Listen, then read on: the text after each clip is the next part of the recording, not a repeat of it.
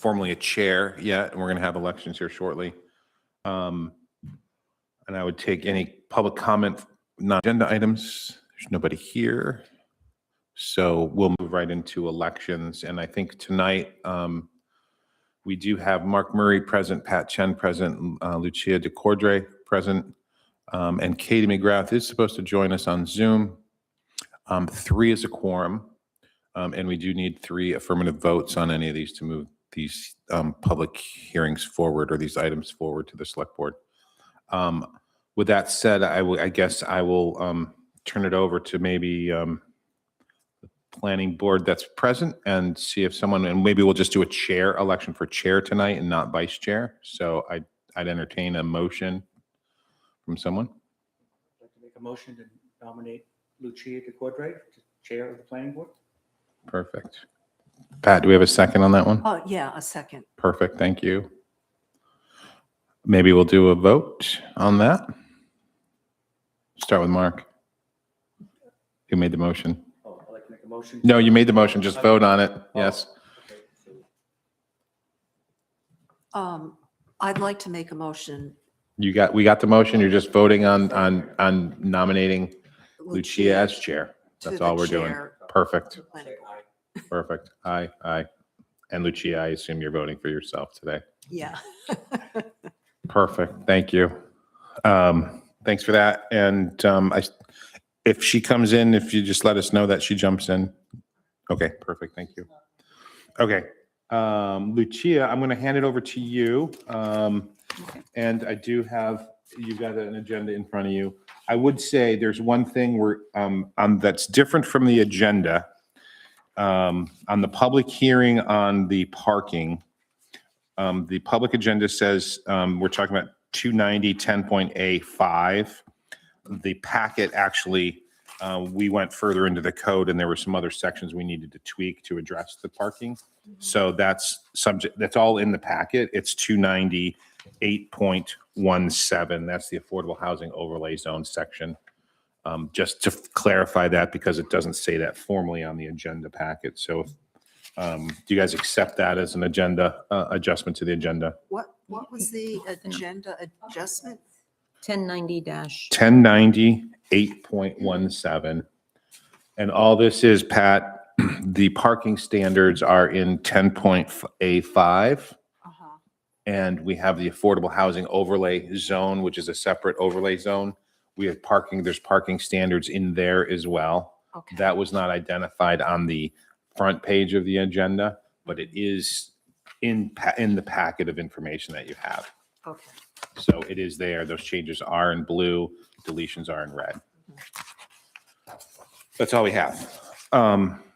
So Lucia, Yes. next, you would ask, generally, there's no conflicts or biases on this type of issue because there's nothing that you would really, any of the board would have a bias or a conflict in. So, and I did explain that there is a quorum is needed of 3. We have 3 members here today, and maybe Katie will join us. Is she there? Perfect. Hi, Katie. So we have 4 people, 4 board members here. Katie McGrath is joining us on Zoom. I will jump right to, or I'll hand it over to Lucia now, who will just kind of go over the procedure for a public hearing. It's very brief, and then I'll jump into it. Does that help? Yep. So the Planning and Development Director will introduce the proposed amendment in the subject of the hearing and explains why it's going in front of the board. And then we will ask questions from the board if there are questions on it. Mhm. And then there will be a first round of public comment. If there are comments, we'll take comments. If not, we close the first round of public comments and the board can then ask any questions of the Planning and Development Director or the public. And then there will be a second round of public comment, and those would just be new comments.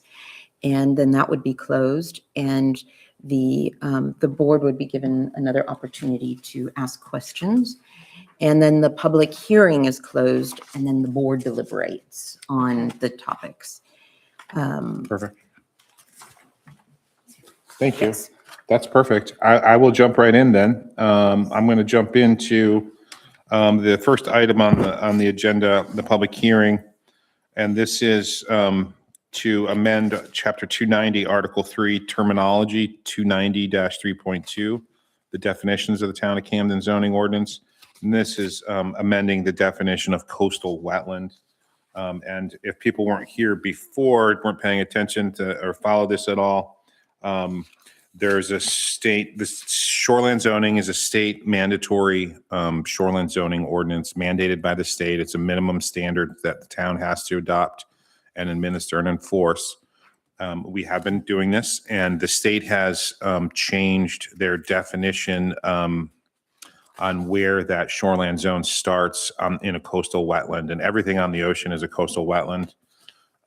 Before it was highest annual tide, and they're going to highest astronomical tide. It's is a much better number to use for planning purposes. It's more consistent over time. And I would tell you that DEP uses that same definition and that same line for the Natural Resources Protection Act. And the Natural Resources Protection Act, that's where DEP permits and how they permit. It is very odd when we permit projects here to see a plan that shows our highest annual tide number and the line showing highest annual tide and then DEP's highest astronomical tide. They're very close, but they're not the same. So a developer, someone has to meet both of those requirements right now, and the state is changing that definition, so we have to change it. There's nothing we can do. It is a much better planning, much better for planning purposes over time to use that number. So that's what we are doing. It changed. I could read the definition change if you'd like, but I think it was pretty straightforward. What it's going to become, we're deleting the entire section of the definition of coastal wetland. Coastal wetlands is now going to be a 3 item definition: all areas with vegetation present that is tolerant of salt water and occurs primarily in a saltwater estuarine habitat.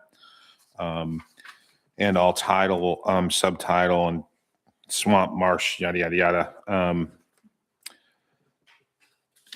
Yeah, does that... Something seems wrong to me, Shunley. Something seems wrong.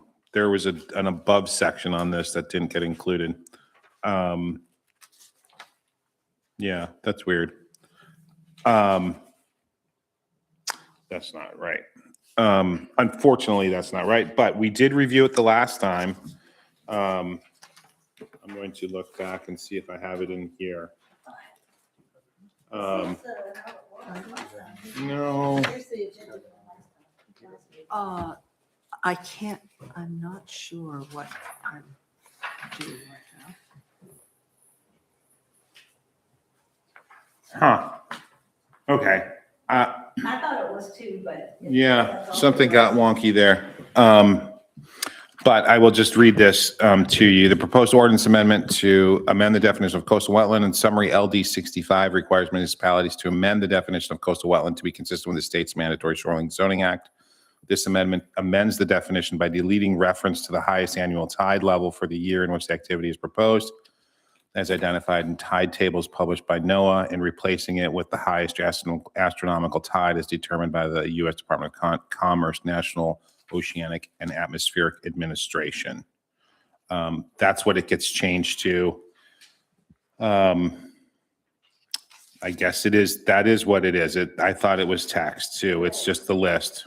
So it's all areas with vegetation present that is tolerant of salt water and occupies primarily in a saltwater estuarine habitat, and all tidal and subtidal lands and any swamp, marsh, bog, beach, flat, or other contiguous lowlands subject to tidal action during the highest astronomical tide, as determined by U.S. Department of Commerce, NOAA, and coastal wetlands may include portions of coastal sand dunes. That's the definition we have to go to. Are there questions of me for that? Not right now, no. Okay. Anybody else? Katie, any questions? So now we turn it To to questions. From the public? Public, no public. See none? Yep. So that is closed. Yep. And Now would be a time for comment or questions from you. So Pat, if you've got a question on it, now's the time. No questions from me, yeah. Okay, perfect. so second round of questions from the public. There is no public, so that is closed. And now the board deliberates.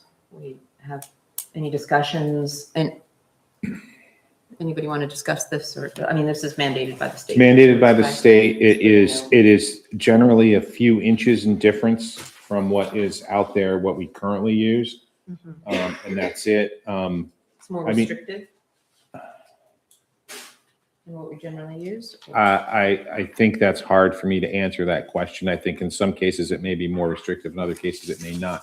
I think it all depends on the slope and the elevations of the land at the time, where the project is, but it is definitely within just a few inches of each other. And again, it is for planning purposes is a much better tool because this is where setbacks start right from this line. So if we're using a number that can change regularly, it's like if you're permitting a project, today we may permit it this way, and then say 10 years, if we kept the same definition, that number may change. So like, how does that play out into that their property? It's challenging. So this hat is consistent on a much longer time frame, and stays the same in a much longer time frame. That makes sense. That's all I have. Katie, you have any questions? Nope. Okay. I can't hear you, but it sounds like you don't have any questions. Oh, is she muted? Yeah. She's muted. Maybe you're muted, Katie. Now you're muted. I don't know. We're good. So do we need to make a motion on this Yep. portion or Yes. wait till the end? No, a motion on this, and then, and again, that motion would be to approve of the proposed amendment as proposed, and to make a recommendation to the select board that they schedule a public hearing and send it to voters in June. And if you want to just Someone make that. so move that, you can. I'd like to make a motion to approve the minutes and send the voter and To approve the amendment. and to make a recommendation to send it to the board for a June hearing. Okay, that works fine. Okay. Do we have a Can you second? hear me now? Yes, Oh, Okay. yeah. I'd like to second the motion. perfect. Got a first and a second. Okay, do we move on to the And you next? do a roll call vote now. Oh, yes, of course. We Yep. have to vote on it. Can we have a vote, Mark? Aye. Aye. Hi. Thank you. So 4. 4-0. Thanks. All right, I'll jump to the next one. The next one is a proposed amendment to, and again, Town of Camden is the applicant on this one, and we're proposing to recommend to amend Article, or Chapter 290, Article Act 10A, Section 290, 10A.5, as well as 290, 8.17. 290, 10A.5 is the off-street parking and loading standards. Article 290, 8.17 is the affordable housing overlay zone.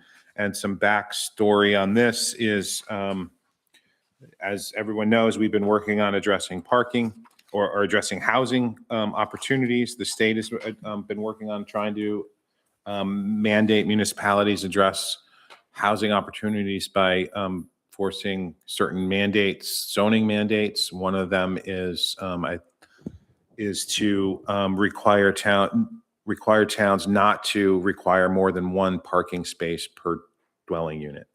We had a public workshop on this on November 20th. We had talked about the one going down to 1 from 2 per dwelling unit. The board was happy with that. There were no issues, no concerns, no questions.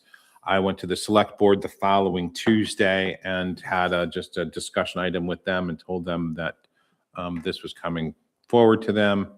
And the majority of the select board was in favor of removing the requirements for off-street parking altogether. Now, I would say that that does not mean parking or housing will be built without parking. Rarely is there housing built without parking. We are not seeing the type of pressure in Camden, and I don't envision it. It doesn't mean it won't come with very large, multi-family apartment projects. Again, it doesn't mean they won't come. Generally, a developer will build parking into their project. Parking spaces can cost from anywhere from $10,000 to $20,000 a space. Currently in the region, especially for these larger projects that have stormwater and everything else involved in pavement and curbing and all that, it's $10,000 to $20,000. The select board was pretty adamant, I think, that they wanted to just not require any parking for dwelling units. Remember, we did pull all parking requirements except for hotels and motels in the downtown. We removed all those parking requirements for dwelling units and office space and retail for all the uses downtown, restaurants. And we had no pushback and no concern, and there've been no one's had any issues with that. I would add that there are a lot of communities across the country that have been over the last handful of years removing parking requirements. Years ago, back in the 70s and 80s, when zoning really started taking off across the country and things were sprawling, there was a movement to make people build and developers build large parking lots to support oftentimes large shopping centers. I think everyone knows where they are. You've been there before across the country. For the most part, most of those parking lots were half empty, and they built so much parking that they didn't need. It cost a lot of money.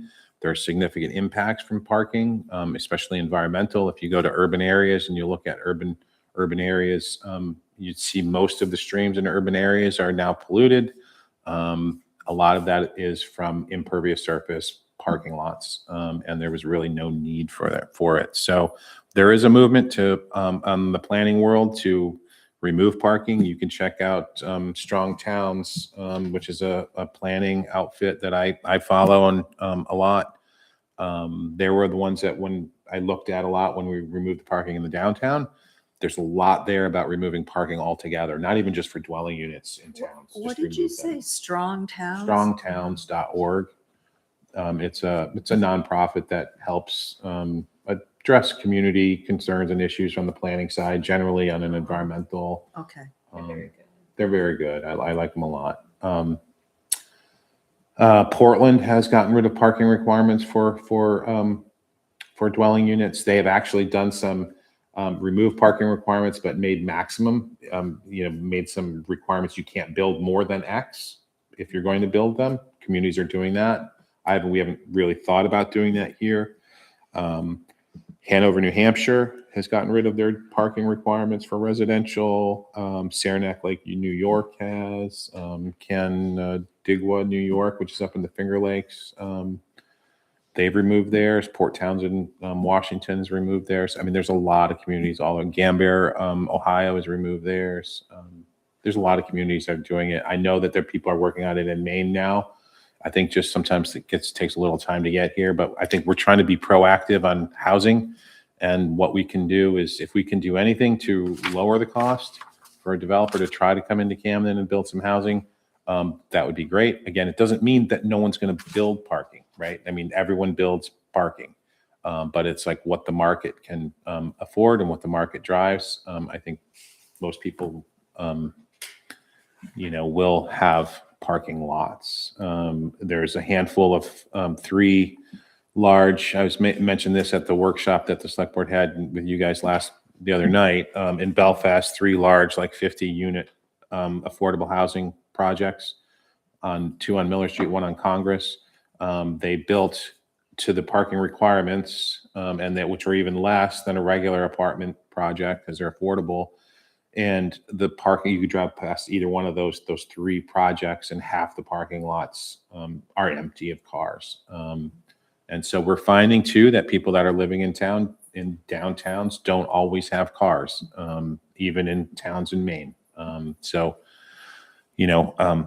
there's no need to build it if you don't need it. And so this is just trying to address that issue. And this is just one piece of state law, and the state's trying to get people to, lessen some restrictions and lessen some burdensome things. And this is one thing that we can do. And I think you'll see more as we move forward, but I want to move these things along. So that's what I have for you. I'll take some questions and then you can open up for public comment.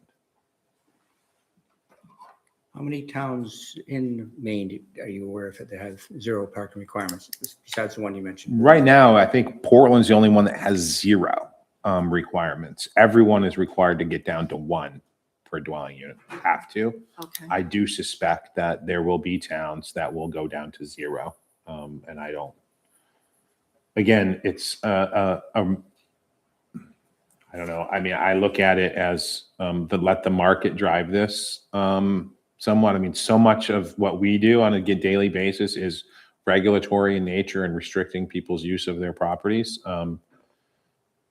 for a good, thoughtful reason and an appropriate reason. But if there are things that we can do to lessen some of these burdens and let the market dictate what people will have or should have for parking, I think we should do that. For that. So another question, and I don't know if this gets into discussion or Yeah. questions. Do we have an understanding or an idea of what is available parking at Street level?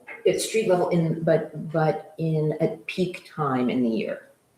Yes, we do. And we have, and I don't have it with me. And we have, when we did the parking study, John Burke from down, who did our parking management study, we have a full accounting. We've done multiple year counts during the high season on what we have available. So we've done that. And I know there was some concern about COVID when we did one of them. So we had to do it after, like a couple of years later. And so there's a plethora of street parking. We know where it is. We've got it identified. We know the numbers. I just don't know off the top of my head. Those areas show up as, if you're following the parking, the on-street paid parking.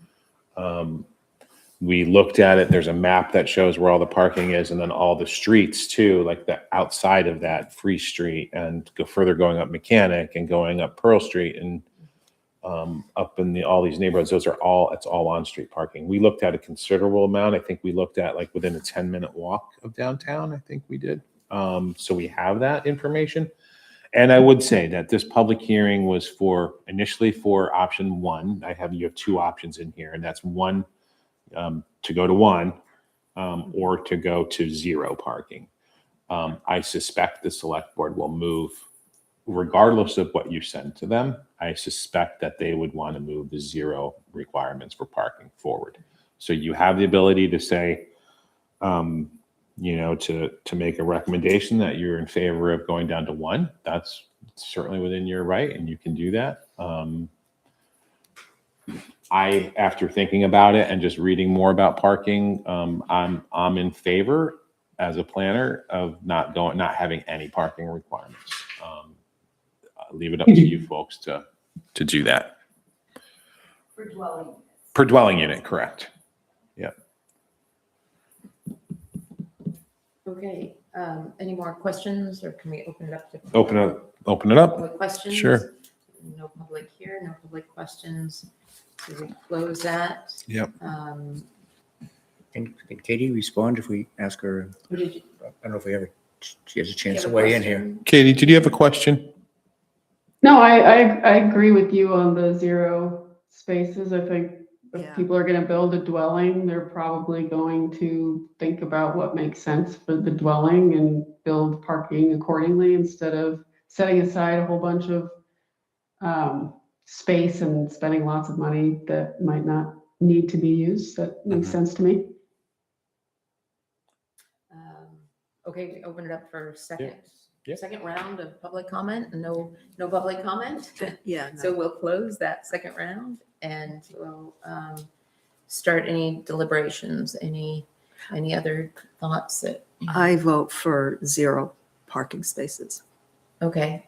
And did you have? Do we need a motion on voting for one? No, right now, I think we're just having a discussion and deliberating and talking about it. Yeah. You guys are, yeah. Yeah, So, I concur with it, with no requirements for parking Mm. as an approach.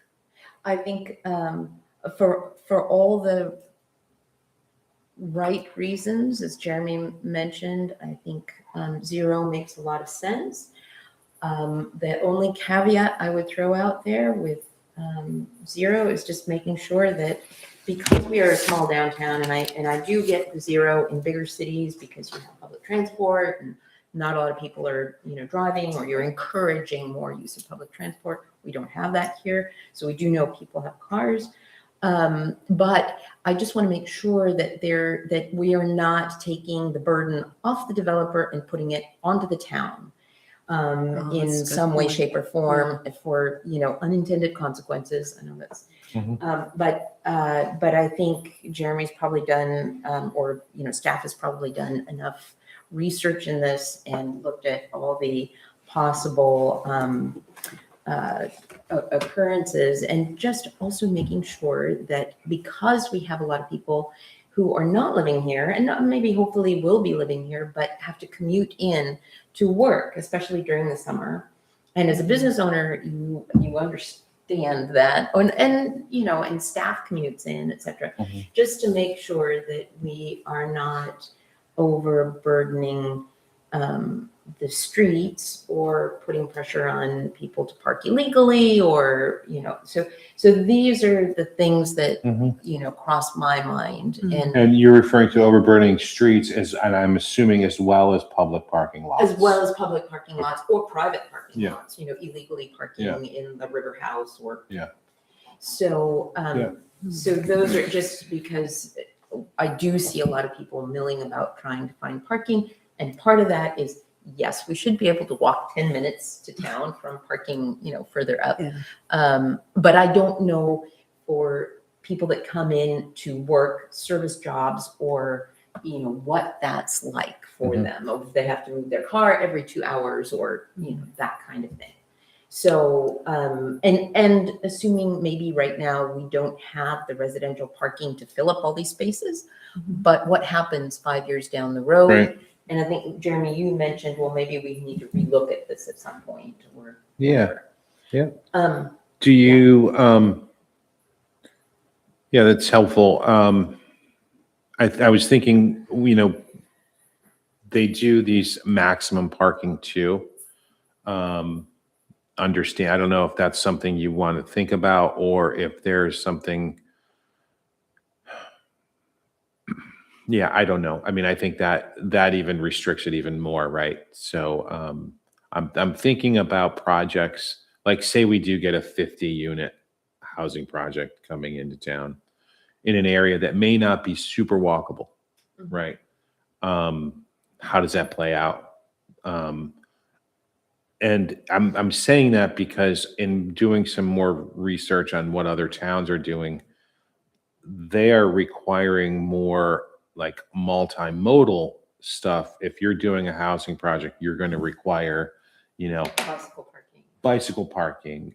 You're going to require a lot more, interconnectivity of your developments to public, streets and sidewalks and things. So I think that's something, as we move forward in talking about the discussion we had with the select board about kind of looking at our zoning code, I think there's room for these other things that we currently just weren't even contemplating when the code was written, that can maybe buffer and help support a more walkable, a more accessible downtown for people. I'm just throwing that out. And I think you have my commitment that we'll work on looking at these things as we go forward. We have to have the 1 acre or the one down to 1 unit by July 1. We have to do that. So I will certainly move forward with if the board, and I would appreciate a 0. I think that's a great step. I think it says a lot to developers, and it says a lot to the town and people that were serious about trying to address housing opportunities in town. And as we continue, it doesn't prevent us from coming back in November for something that we, all of a sudden after we start having more discussions and we're like, oh, maybe we should look at this too, we can do that. And I'm certainly open. And I think that's, a zoning code is a living document and needs to be changed. It needs to tweak when the community feels like it needs to, or the planners feel like something's not working. That's what we're here for. That's what you're here for. And I think we'll continue to do that, especially in relation to parking. If you move this forward, that's not going to be the end to this, if that makes sense. Yeah. I have one more Yeah. little question. This is, and I maybe should have asked this earlier, but was it ever considered to go to have no parking as perhaps like a special exception? It was not. It was not. Special exceptions are, it's a weird thing. So special exceptions are generally for uses, not for like a variance or a waiver of a performance standard requirement. So it's an odd, Yeah. it's an odd way to, it's interesting. If we were, say, Belfast or maybe even Rockland, I would look at this maybe a little bit differently, where there is there's significant pressure and building happening, right? Like these large multi-family, multi-story apartment buildings are happening. We're not getting those here. And I think there's a number of reasons why we're not getting them. Land, for one, of land availability, cost of land. We don't get the points that a developer gets, say, in Rockland or in Belfast. We don't get the points from Maine State Housing or Maine Housing. When they apply for credits, they go through a grading system. Those with the highest points they're the ones that get the incentives to build. A developer here won't get as many points as you would get in, say, Rockland or Belfast. That's just, we've met with developers and they say that. But doing things like this, small little things like this, help them get points oftentimes. But I don't see us getting those multiple large projects like that in Camden, as much as we may need them. The town doesn't have land. The ones in Belfast, some of that was on the city property that they worked to deal with a developer. So we don't have that availability here. We don't have the open land for that here. So I really don't think the pressure is here for that. I really don't, as much as I'd like a large residential project. Yeah. I just wanted to. Yeah, just I sort think of that makes think sense. Go ahead, Jen Lee. To be clear, I was like looking at the law, so we're kind of relaxing it in two aspects. The first one is we're applying this to all residential instead of just the growth area, which is what the law says. And we're also considering 0 instead of a minimum of 1, because that's all they're asking is just a minimum of 1. You cannot require more than 1 parking space. So those are kind of like the two things, right? Yep. To make it clearer. Yep. For both affordable and All dwelling, all dwelling. Right. all dwelling is not just the dwellings in the growth, designated growth area, which is our Village Extension, which just goes out along 105 and 52 along the river primarily, up Cobb Road a little bit, like where Cobb Hill is. That's all Village Extension. That's what the law, that's all it's saying to do at this point. Yeah. Right. And just to give you a heads up, I think we're going to be looking at the reality of that growth area that we have already identified in the comp plan as Village Extension. Based on that workshop we had the other day, I think we're going to look hard at whether or not that continues to make sense. That's what our growth area is. That's in a sensitive area, especially with the river and water quality. I think we have to be very cognizant and sensitive. We have sewer availability in that location, which is good. But again, that allows larger developments, much more dense projects. Not that we don't want them, but we need to make sure they're in an appropriate location long-term where it makes sense for the town and for our natural resources, which maybe we didn't look at enough when we were doing that. We applied the growth area primarily because of where the sewer is. And on less developed areas where sewer is, but I'm not sure we really looked at proximity to the resource. Katie, did you have a question? I was just gonna say, I live on Cobb Hill. My property abuts the common lot that is between like Lupin and Cobb Hill and Ames Terrace. And so I go up in there and, and there's so much erosion on the back of those properties too, on the back of Lupin and Oh, yeah. at the end of Cobb. And it's hard to imagine what that would look like. More With dense. more, yeah, and with less, less Green ground space. to take Mhm. care of because we had to put in like French drains and everything ourselves just to deal with like runoff and stuff, because there's obviously some problems with that already exist. So, yeah, I think that would be something to look at in the future, because it does make sense to, look at things globally, like when we have these big river concerns and, anyway. Mhm. That's a great point. Thank you, Katie. Those are things I look at every day. So, Yeah. yeah. And you're right. That stretch of erosion up there on the backside of Lupin Terrace is massive and significant. And we're working, you'll find out in the next few months, I think we're working pretty hard to address that, and we'll have a plan to work on some of that stuff. But, yeah, that's all I have. Okay, any more discussion? Do we have any more discussion? No. Can I have a motion? Do we go to Mhm. motion? Can I have a motion then to send the amendments forward to the select board for their consideration and with a recommendation to move it on to voters in June? I'd like to make a recommendation that the voters move it on to June and the select board To the select board and then In- move it in June. June, yeah. Did you get that? Was it? Yeah, I'm going to summarize that we're recommending you approve these. I recommend that that the select board hold a hearing and send them to voters in June. Okay. Do we have a second? Second that. Second. Thank And you. then Can we vote on it? Yep. Okay. Aye. Aye. Perfect. Thank you all. Thanks. That's all we have today for this. I just want to say, and just a summary before we leave and adjourn the meeting. I thought the meeting the other day, Mark, I know you weren't there, but I thought it went well. And I hope you all do too. I was going to send an email. I'll probably send an email out asking for insight and thoughts. I'm sorry I talked a lot, I think, during it, but I think it was important to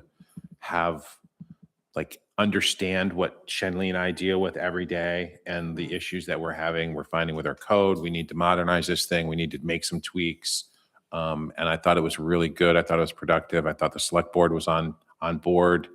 I thought it was good. So that's all I wanted to say. And I don't have anything scheduled for another agenda anytime there's not going to be one the first meeting in January. But maybe we'll try to get something on that third week in January, maybe start tackling some of these other things.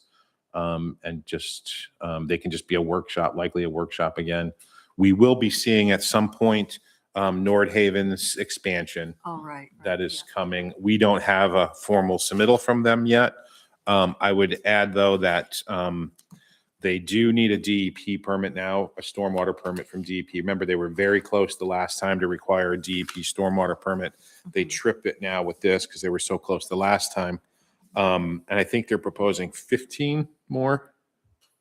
Okay, I think it was 15 more units up there, not towards the stream, further away, going that other way. But remember, we had a stormwater engineer from Southern Maine that reviewed everything for us. He's actually a delegated stormwater reviewer for DEP. And DEP, because their staffing is so, they don't have enough people. They don't have enough qualified people to do some of these reviews. So they are hiring, and they hired him. They subbed it out actually to him to do the stormwater review. So he was very familiar with the project initially, and then all of a sudden he got dropped on his lap. We were planning on using him to do our third party review again. And I got this email from him saying, "Hey, I'm already reviewing this project." And I'm like, "What? I didn't ask you to do that yet." And he said, "No, I'm doing it for DEP." All So right. he had some comments on the stormwater permit that they need to address. But it sounds like it's okay. And I did let them know, and the engineer was on the email chain, that thank you, appreciate it. We will in all likelihood request another third-party engineer to review it. Just I wanted to let you know that that's where I was coming from with them. I think it's important to have multiple engineers keep an eye on things. Is that typically done even when we have a DEP analysis? The town does their own third party, if you will? We have our own standards. They have their stormwater permit. We have our own standards for stormwater. I think it's important to have, I mean, this guy's a good engineer and I trust him, and I didn't have any, like, I had no issues with how he reviewed the last project, and I would not suspect at this time either. But I have just years of experience working with the DEP, and because DEP says something is okay, and it's got a permit, it does not mean that it always is okay. And it doesn't mean that they missed something, like they can miss things. And they do, they're just people like us. So I think it's important to have a third party person look at it. I mean, I think I'll bring that to you guys, and you guys will be the ones to make that decision in the future. The last time I think you did it based on my recommendation, and I think that was appropriate because they didn't trip DEP permitting yet. Now they do. And maybe it's warranted again, maybe it's not. It's just something that I wanted to keep available out there. That makes sense. I was just asking more, is that a typical track to follow to go for that third party assessment? Yeah, so other towns have their own city engineer that can review projects. We thankfully do have a new engineer that was now on board that wasn't here the last time. Justin Gove. He's tied up with stormwater and sewer and public works. That's where he is, but he might be able to do like cursory reviews of this stuff for us. I haven't talked to him about it yet, so we'll see. We might be able to do it in-house, but we'll see. Jimmy, at that last meeting, a couple days ago, you also mentioned something about as-builts that we were looking at. What is that process to get that Going? That would be me and Shenley and I just coming up with, and I've got a good example of one that I'm very familiar with using, and we'll look for some others. But when I was in Bangor, they had a good process for it, and what that is. And Mark, you weren't part of that conversation. So when projects get approved by us, whether it be a subdivision or whether it be subdivision is a little different because we have third-party inspectors. There was like an inspection process that was playing out, and that's not a public road. We're not taking that road. But it still plays into it. When we approve a project, whether it's us, Shenley and I, and Clint on, say, in the shoreline zone that doesn't trip your applicabilities, or a project like the one going on right now on Mount Batty Street,